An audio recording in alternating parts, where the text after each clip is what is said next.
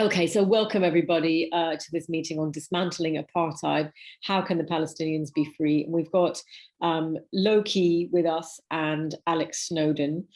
I'll introduce them in turn. They've got about 12 to 15 minutes each to speak, and then we'll open it out to the floor, and then we'll get them to sum up at the very end. But we'll also get, probably take questions, a couple of rounds of questions. So Lowkey, as we know, is a political activist. He's a rapper. He's been involved in the Palestinian movement for a very, very long time. He's been a supporter, yes, of very many causes, and we're very happy to have him here. Alex Snowdon is a teacher is an NEU activist and a member of the Palestine Solidarity Campaign and on its executive committee. He's also written most recently a short guide to Israeli apartheid and many articles on the Counterfire website. So we can start with Lowkey and then Alex. That's all right if people are okay with that order. Lowkey, you okay with that? Yeah, no problem at all. Great. So to start off with, I think an important point for us to look at is the pressure points that exist within the system that is established in Palestine following the establishment of the State of Israel. Namely, number one, you have over 1 million Palestinians who have Israeli citizenship, who suffer from a plurality of alienations within that context. We have to remember that in May 2021, when Ma'arakat Sayf al-Quds was happening, you had 65,000 Palestinians working in the construction industry within the Israeli state. And almost all of them, it was, just I think 100 or so that didn't, out of those 65,000, who went on strike for literally just one day. Now, according to the Construction Workers Association at that time, it cost the Israeli economy $40 million. We also know that overall, over that period of extreme violence that we saw from the Israeli military, losses of over $300 million faced the Israeli economy. The resistance in Gaza were able to stop flights coming into the airport, and the shekel fell at that point. You had, on the same day that these construction workers went on strike, over 1,000 Palestinian bus drivers within the apartheid entity going on strike, and the cancelling of 300 journeys in one day. Now, on top of all that, you have to remember that the Israeli military is a reserve army, meaning that when you have the kind of assertion that you had in May 2021, is you had to take people out of the existing economy. And on top of that, you had the ungovernability of Palestinians in these particular areas of the apartheid state. And all of that led to a situation that was very difficult to sustain. We look at the previous kind of spectacular phases of violence, whether it's Operation Cast Lead in 2008, 2009, whether we look at 2014, they were far more sustained and far longer lasting, and far more people were killed. There is an interpretation that during this period, these factors combined also with the things that were happening elsewhere in the world. You had factories here for Elbit Systems shut down for 6 days in a row. All of these things, a confluence of these things combined, really forced the Israeli military's hand to the point where it could not pursue the same act of mass killing as it had in the several years before. When you look at the way that the Israeli economy is arranged, the top occupational categories that you have there, it's only around 10% of Palestinian citizens that actually get through to work there. When you look at the infant mortality rates for Palestinians with Israeli citizenship and Israeli Jewish people, you know, and these are figures from a decade or so ago, the infant mortality is actually double for Palestinians as it is for Jewish citizens of Israel. You also have to remember that according to Adala, there are over 50 laws within the apartheid state that impose inequality between Palestinian citizens of Israel and others. On top of it, when you look generally, the wages of Jewish workers in Israel are 35% higher than their Arab counterparts. 50% of Palestinians in 48, as they call it, actually live below the poverty line.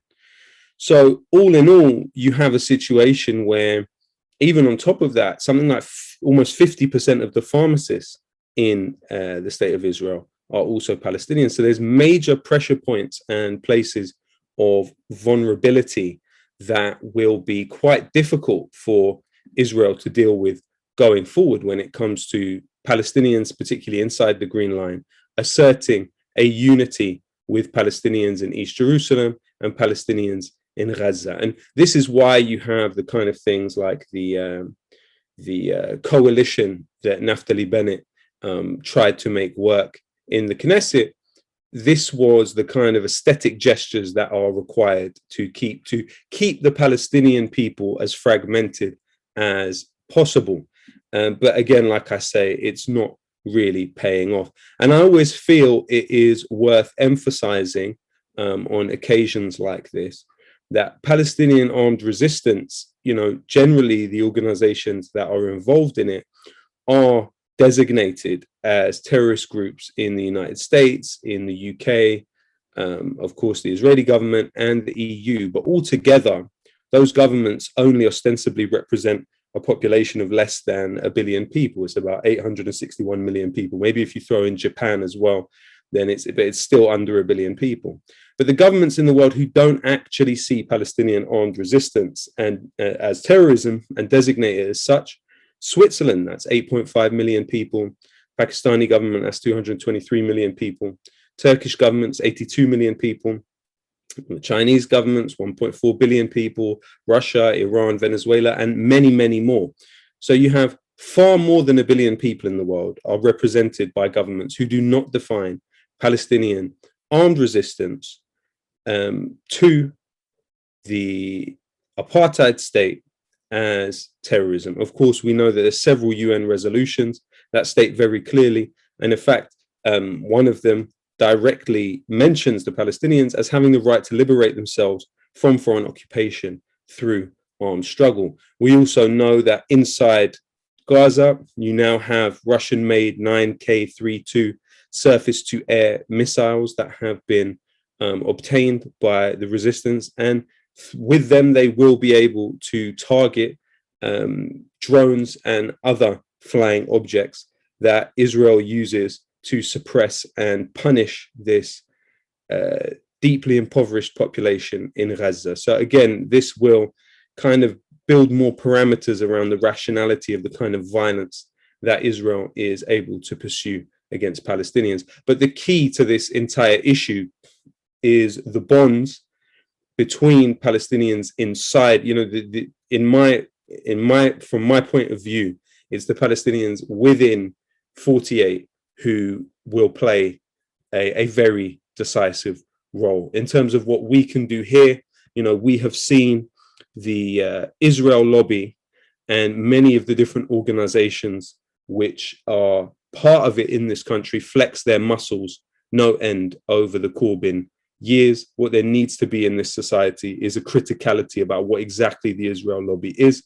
We can no longer look at organizations where, for example, the head of it is simultaneously a director of the JNF, which is the main ethnic cleansing and settlement building body within Palestine, as somehow an anti-racist organization. We have to stop dealing with organizations that have an umbilical connection to the Israeli embassy as if they can ever be described as anti-racist organizations. We should stop entertaining their smearing allegations against people. we have to understand that people have, on an industrial scale in this country, been disqualified from the right to have political subjectivity across the Corbyn years by the very mechanisms that have been built up by these organizations. We have to understand that that is an extension of the ethnic cleansing of Palestine, is the political cleansing of our own system. We also have to build back the emphasis away from comfortable places of protest to the arms factories and the lobby groups. We need to make the presence of Elbit Systems in this country untenable. It has just pulled out of its headquarters in London. It has sold at a loss a subsidiary in Oldham, which it purchased for £15 million. It sold it for £9 million. Elbit Systems, the world's largest Israeli arms company, is getting its arse kicked in this country. We need to understand very, very clearly that now is the time to seize on that momentum and increase that. That's our part to play in what is happening as far as I see it. That's excellent. Thank you, Lowkey. And that's very encouraging about Elbit Systems. Very good. Okay, so next we'll hear from Alex. Thank you. I want to do three things, really. First of all, to talk about what the problem is that we are trying to address here, the problem of Israeli apartheid, and to label it as such, and to explain why it's essential that we do label it as an apartheid regime. But then also, secondly, to say a little bit about the origins of that. Where does that come from? And to talk a little bit about how deep the roots of that apartheid regime are, as a way of helping make sense of what is happening today, getting beyond simply criticising particular human rights abuses or particular policies or particular government, to really grasping the system that we are up against. This is a topic where you cannot avoid history. You have to talk about the Nakba of 1948, you have to talk about the Balfour Declaration, the role of British imperial policy in relation to Palestine and so on, to really begin to make sense of the history, but also of present realities. And then finally, I do want to say a little bit explicitly addressing the question that was posed in this session around the future, around the prospects for justice for Palestinians, to think about where hope can be found and how the liberation of Palestine might actually be achieved. So on the first of those, thinking about Israel as an apartheid regime, there is a very welcome shifting narrative here. There were three different major human rights organizations, B'Tselem, Israel's leading human rights group, Human Rights Watch, and most recently Amnesty International, that have put out major reports that have labeled Israel as being guilty of apartheid. And this is something that even a few years or so ago would have seemed extremely unlikely. And it's part of a wider shift that is going on in the way in which Israel and the Palestinians are talked about. And one of the crucial things about this is that it precisely does get beyond criticizing particular abuses or policies. So it's about drawing attention to the systematic nature of the oppression of the Palestinians. And I think one of the most welcome things about that development is that we are seeing a broadening of what is actually discussed. So it's not simply about the military occupation that began in 1967. It's not simply about the West Bank and Gaza. It is about the entirety of historic Palestine, what's sometimes referred to as from the river to the sea, from the River Jordan to the Mediterranean Sea. And in a way, people sometimes talk about a one-state solution or two-state solution. I think it's become increasingly obvious in recent years that there already is a one-state reality, but it's a greater Israel. It's not the kind of secular, democratic, equal state for the whole of Palestine that many of us would like to see. It's a kind of system of apartheid that simply varies in forms in different areas and in terms of the treatment of different elements of the Palestinian community. But that is what we have, an apartheid regime across the whole of historic Palestine. So most obviously the military occupation in the West Bank. You have hundreds of miles of separation wall, you have hundreds of military checkpoints, you have constant military surveillance and an inhumane treatment of Palestinians on the ground. in Gaza, even more horrifically, the siege of Gaza that has been going on for 15 or 16 years now, a siege by land, air and sea, has turned that into an open air prison, and the situation becomes even worse over time. But also what has often had much less attention from the human rights groups in terms of political debate and so on, is the other elements of the Palestinian community. In annexed Jerusalem, in East Jerusalem, including the old city of Jerusalem, there is increasing discrimination against Palestinians, increasing efforts to push Palestinians out of their own homes. But I think two groups in particular are worth mentioning here. One is what Lowkey's already drawn attention to, which is the Palestinians inside Israel. And I completely agree that those Palestinian citizens who are sort of roughly 20% minority within Israel's borders have become increasingly active and sort of taking political action. And in particular, last year, the extraordinary strike action, which we saw in the protests from Palestinians inside Israel.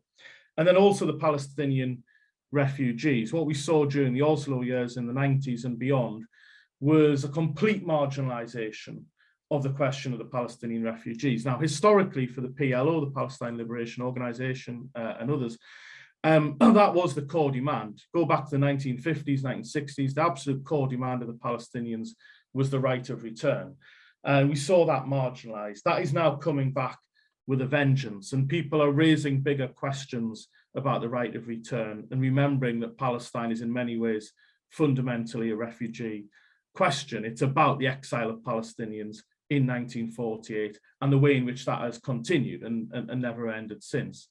So two particular developments in recent years I want to mention. The Israel's Nationality Law a few years ago enshrined apartheid. It made the fact that Israel is basically an ethnocracy, i.e. a state that privileges one racial group over another, an apartheid state.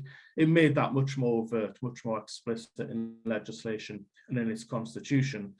But also the Gaza Return March around the same time, where we saw these fantastic and very large protests by Palestinians in Gaza around the Gaza border fence with Israeli territory, and also the incredibly brutal response from Israeli state forces, killing a great many people, wounding many, many thousands of Palestinians. But those protests put back on the agenda the question of the right of return. That was the central demand that Palestinians were putting forward. And that is an absolute sea change compared to what we've had from the Palestinian Authority, what we had during the completely empty peace process of the 90s, the Oslo years, and I think represents in many ways new post-Oslo generations of Palestinians coming through, organizing collectively, refusing to be subdued and taking collective action. And one thing that's being increasingly understood is that these things are part of that apartheid against Palestinians. They're part of that systematic and racist discrimination. And in response, a crucial part of organizing and mobilizing against that, not just for the Palestinians, but for the global solidarity movement, is challenging the treatment of Palestinian refugees and challenging the massive racist discrimination inside Israel against the Palestinian citizens. We are not simply limited in our horizons to the occupied territories and as if history started in 1967. And what this represents, I think, is a massive move away from the narrative that became dominant in the 1990s with the Oslo peace talks. And that narrative was all about, it's a conflict between two sides. They are somehow equal sides. They're even-sided. It's an eternal conflict. We don't know the origins. It's just these two groups of people who somehow hate each other. And what's needed in response to that is a peace process, it's negotiation, and some sort of independent state for the Palestinians. And actually, Israel itself has completely obliterated the prospects for that. Its settlement building throughout the Oslo years and since in the West Bank has meant that there is really no realistic prospect of an independent state. I think we can also argue that that kind of two-state solution was never a particularly just solution, because it would always have left unaddressed the question of the Palestinians inside Israel. It would always have left completely unaddressed the question of Palestinian refugees outside of historic Palestine altogether. But what is now obvious is it isn't even a pragmatic solution. It has been completely destroyed by Israel's own behavior, backed by the US and many of its Western allies. That institutional retreat by the Palestinians has really found institutional expression in the Palestinian Authority, which has become an almost completely moribund and hopelessly weak institution. It was always there. It was created by the Oslo process, and it was always there for Israel to kind of outsource the occupation. So the security cooperation that the Palestinian Authority provide with Israel is massively controversial with Palestinians on the ground. And there has been an increasing turn amongst Palestinians against that hollowed out Palestinian Authority. It's not the main problem, it's not the main enemy, Israel is, but it is clear for many Palestinians that the PA is not part of the solution, and it is utterly discredited amongst them. It is the case, though, that in British politics and in much of Western politics, this narrative that is completely dated and unrealistic, this kind of even-sided conflict, read a peace process and so on, is still in many ways very prevalent. We see that in the Labour Party in this country, and even on the left of the Labour Party, unfortunately, there aren't many MPs who are willing to break from that and voice criticism of that. They still tend to frame everything within that kind of Palestinians need an independent state narrative. And that's not really addressing the facts on the ground. It's not addressing what is practical, and it's not addressing what is just. So in terms of where all of this comes from, just briefly, I'll make 3 quick points. One is that it was always necessary for Israel to have Western support. And the Balfour Declaration of 1917 was an expression from the British government of support for what became Israel, for a Jewish homeland, but effectively an ethnocratic state where that involved expelling Palestinians. The second point is that for the Zionist movement and for its supporters in terms of the British government, that could only ever mean expelling Palestinians from their own land. They talked about a land without a people for a people without a land. Now, neither of those things are particularly true, but it certainly wasn't true that Palestine was a land without a people. It was very much populated already. So it was a settler colonial regime from the beginning, from even before 1948 in terms of the behavior of the Zionist movement, but from 1948 onwards, the Israeli state was settler colonial. Antagonism with the indigenous population was built into it.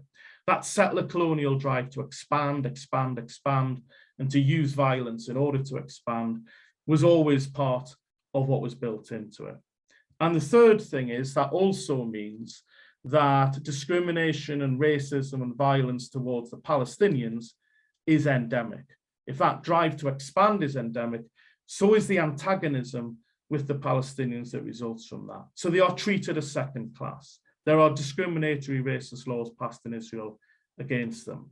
They are heavily policed and treated appallingly, and there are terrible human rights abuses in the West Bank. They are starved and bombed and so on in Gaza. They are denied their right of return in terms of the Palestinian refugees outside of that territory. And that has always required a degree of Western support. Since the 1960s, that has mainly been the US rather than Britain. It has been a strategic ally for Washington in the Middle East. But also, of course, successive British governments have been absolutely subservient to Washington foreign policy. And one expression of that is being very supportive of Israeli apartheid. And so the final comments I just want to make in this introduction, picking up on what Lowkey was saying about the Unity Intifada last May, when we saw Palestinian workers striking, we saw Palestinians demonstrating in big numbers, is what the prospects are and how we can move forward. The first thing is that we do need to be able to talk about a positive and progressive one-state solution, a different one state to the one-state reality we have at the moment, one that is built around equality, where Jews and Palestinians live together side by side, and not this impoverished vision of a fragmented and beleaguered Palestinian state. That is the only pragmatic solution. However improbable, it's not impossible. It is something that could happen, whereas I think a two-state solution has been killed altogether. And it's the only just solution that can address all parts of the Palestinian community. How we achieve that? The first and foremost thing has got to be Palestinian resistance itself. And if people think that's a pipe dream, just look at what happened last May with the Unity Intifada. Just look at the level of mobilization and the level of organizing. That opens up new possibilities. It also means in the wider Arab world, there is a conflict between the Arab streets and the Arab elites. The elites, the governments, have moved more and more towards normalization of its relations with Israel.